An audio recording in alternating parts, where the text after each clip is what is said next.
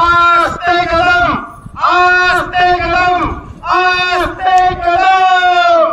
महाराज गणपती, गजेश्वपती, भूपती, प्रजापती, सुवर्णरत्न श्रीपती, अष्टवदान जागृत, अष्टप्रधान निष्ठित, न्यायालंकार मंडित, शस्त्र पारंगत, राजनीती धुरंधर, गौर प्रताप पुरंदर, क्षत्रिय कुलावतंस, सिंहासनाधीश्वर, महाराजाधिराज, योगीराज, श्रीमंत श्री श्री श्री छत्रपती शिवाजी महाराज की जय। जय भवानी, जय शिवाजी, जय भवानी, जय शिवाजी। हर हर महादेव, हर हर महादेव। अखंड महाराष्ट्राचे कुलदैवत भगवान पांडुरंग आई तुळजाभवानी यांनी या संपूर्ण विश्वाला शांततेचा व जगण्याचा मूलभूत मंत्र दिला ते गौतम बुद्ध। शिका, संघटित व्हा आणि संघर्ष करा असे भारतीय राज्यघटनेचे शिल्पकार भारतरत्न डॉक्टर बाबासाहेब आंबेडकर। आज तुमच्या आमच्या घरातली मुलगी शिकली, ज्ञानिक झाली। आज तुमच्या आमच्या घरातल्या मुलीला शिक्षणाचा खऱ्या अर्थानं हक्क अधिकार आहे। हे भारताच्या भूमीमध्ये जर सगळ्यात पहिल्यांदा कोणाला कळलं असेल आणि त्यांनी या भारताच्या भूमीमध्ये स्त्रियांसाठी, मुलींसाठी आणि महिलांसाठी भारतातली पहिली शाळा 1 जानेवारी 1848 ला पुण्याच्या भिडेवाड्यात सुरू केली। ते शिक्षण महर्षी महात्मा ज्योतिबा फुले, माझी आई सावित्रीबाई फुले आणि सहशिक्षिका फातिमा शेख। देव हा दगडामध्ये नाही, देव हा माणसामध्ये आहे। माणसाची सेवा करा, माणसाची पूजा करा असं बेबीच्या देठापासून त्यांनी ओढून सांगितलं आणि आमच्या सकल संप्रदाय वारकरी मंडळीची सगळ्यात पहिल्यांदा मस्तकं सुधारली ते संत श्रेष्ठ गाडगे महाराज। नवसे सायास पुत्र होतीचं का करावे लागे पती असं जगद्गुरु संत तुकारामांनी सांगितलं आणि तुकाराम महाराज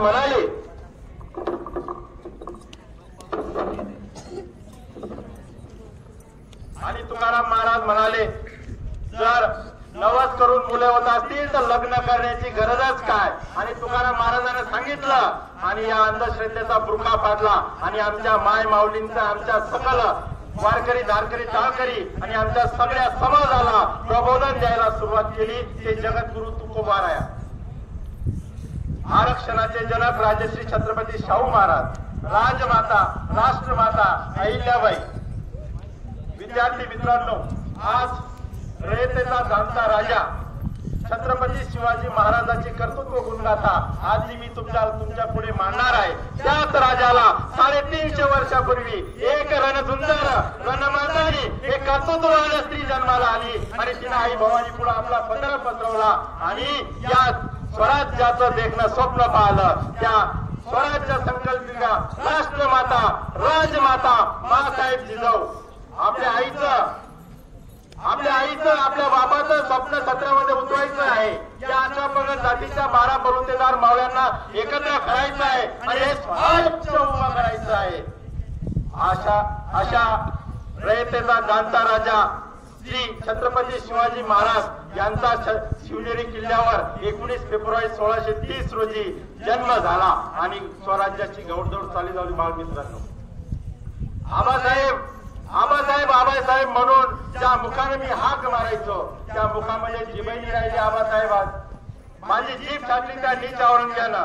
आबासाहेब तुम्ही जे स्वराज्य दिलं ते पाहण्यासाठी माझ्याकडे डोळे सुद्धा उरले नाही। आबासाहेब ज्या हातांनी चालवली शमशेर मुघलांवरती, ज्या हातांनी रक्षिले स्वराज्य ते हातही माझ्याकडे उरले नाही आबासाहेब। पण आबासाहेब मी तुम्हाला शब्द देतो, या शरीरामध्ये रक्ताच्या शेवटच्या थेंबापर्यंत मी या मातीसाठी जगत राहील आबासाहेब। आणि झालं सह्याद्रीचा रणधुंदर, सह्याद्रीचा छावा ज्यानं हे स्वराज्याचं स्वप्न आपल्या खांद्यावर पेलवत ठेवलं ते धर्मरक्षक छत्रपती संभाजी महाराज। वारकरी, धारकरी, टाळकरी, माळकरी सर्व महामानव युगपुरुष आणि आपले ग्रामदैवत या भाषणाला सुरुवात करण्याच्या अगोदर आपण सगळ्यांनी एकदा टाळ्यांच्या गजरात यांचं स्वागत अभिवादन करूया, यांना विनम्र अभिवादन करूया।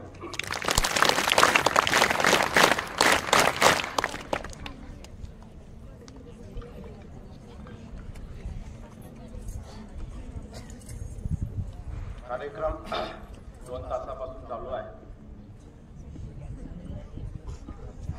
शिवव्याख्याता वगैरे शब्द मांडलेली, पण तसं काही नाही. एवढा काही शिवव्याख्याता नाही, विचारवंतही नाही. आज 2 तासापासून कार्यक्रम चालू आहे. वरून तापतंय, चटके लागताय. पहिल्यांदा एक गोष्ट क्लिअर करतो की आज तुमच्या पुढे एक हक्क मेला औरंगजेब, पण तरी शिवाजी महाराजांना तो कधी विसरला नाही. संकटाला कधीच गेले नाही शिवाजी महाराज. प्रत्येक संकटामध्ये त्यांनी सामना केला. अरे स्वराज्य का असंच उभं राहिलं का? कोणत्याही प्रकारचं कष्ट न घेता, कोणत्याही प्रकारचं संकट न येता असं स्वराज्य उभं राहिलं का?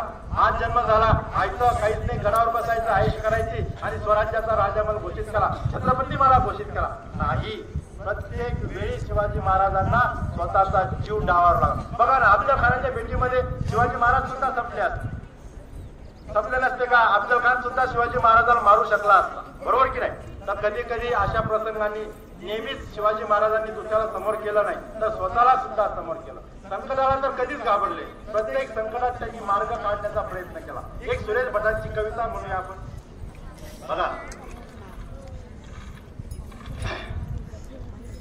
ही कविता फार छान आहे. या कवितेतून काही घेता येतं बघा. भिजलो आज जरी मी हा माझा अंत नाही. भेटील उद्या नव्याने हे सामर्थ्य नाशवंत नाही. कापले जरी पंख माझे तरी पुन्हा उडेन मी. अडू शकेल मला अशी जगामध्ये कोणती भिंत नाही. माझी झोपडी जाळण्याचे केले होते कैक कावे. पण पेटेल ती झोपडी, ती आग जिवंत नाही. रोखण्यास माझी वाट वादळे होती आतुर. डोळ्यात किती गेली धुळ तरी थांबण्यास उसंत नाही. बघा, येथील वादळे खेटेल तुफान. या अडथळ्यांना घाबरून माझ्या पावलांना थांबणे पसंत नाही. म्हणजे आलेल्या प्रत्येक संकटाला घाबरायचं नाहीये. बघा, शेवटचे 5 मिनिटं घेतोय. शेवटचे बघा, स्वराज्याला शिवाजी महाराज कळलेच नाही. आपण जर या स्वराज्याची जर आपण स्थिती बघितली तर शिवाजी महाराज आपल्याला कळलेच नाही. मग शिवाजी महाराज म्हणजे काय हो? तर शिवाजी महाराज म्हणजे विश्वबंधुत्व, विश्वकल्याण, लोककल्याणकारी नेता, लोककल्याणकारी राजा. लोककल्याण हेच ध्येय असलेला कृतिशील राजा. समता, बंधुता, स्वातंत्र्य, संरक्षण या सर्व मानवतावादी लोककल्याणकारी तत्वाचा निर्माता राजा. बघा, शिव म्हणजे सत्य, शिव म्हणजे सुंदर, शिव म्हणजे सर्वोत्तम, शिव म्हणजे पराक्रम, शिव म्हणजे कर्तव्य, शिव म्हणजे मातृत्व, शिव म्हणजे पितृत्व, शिव म्हणजे कर्तृत्व, शिव म्हणजे पराक्रम, शिव म्हणजे विश्वास, शिव म्हणजे श्वास, शिव म्हणजे ध्यान, शिव म्हणजे सर्व पापांचा नाश, शिव म्हणजे स्वराज्य, शिव म्हणजे शिवराज्य आणि शिव म्हणजे लोककल्याणकारी शिवराज्य. बघा, जे का रंजले गांधले त्याशी म्हणून जे आपले, तोची मराठा जाणावा तेथीच शिवाजी जाणावा. बघा, निराधारांचा आधार शिवाजी, कष्टकऱ्यांचा आधार शिवाजी, शेतकऱ्यांचा आधार शिवाजी आणि या देशातल्या स्त्रियांचा आधार शिवाजी, विद्यार्थ्यांचा आदर्श शिवाजी, शिक्षकांचा आदर्श शिवाजी. जगातल्या ज्या क्षेत्रात जाणार त्या क्षेत्रातला सर्वोत्तम परिमाण म्हणजे शिवाजी. म्हणून आपल्याला शिवाजी कळायला पाहिजे. शिवाजी कळले तर काय तुम्ही कोणतंही युद्ध जिंकू शकता. म्हणून जीवनात काही होता नाही आलं तरी चालेल, पण काय व्हायचंय आपल्याला? काय व्हायचंय?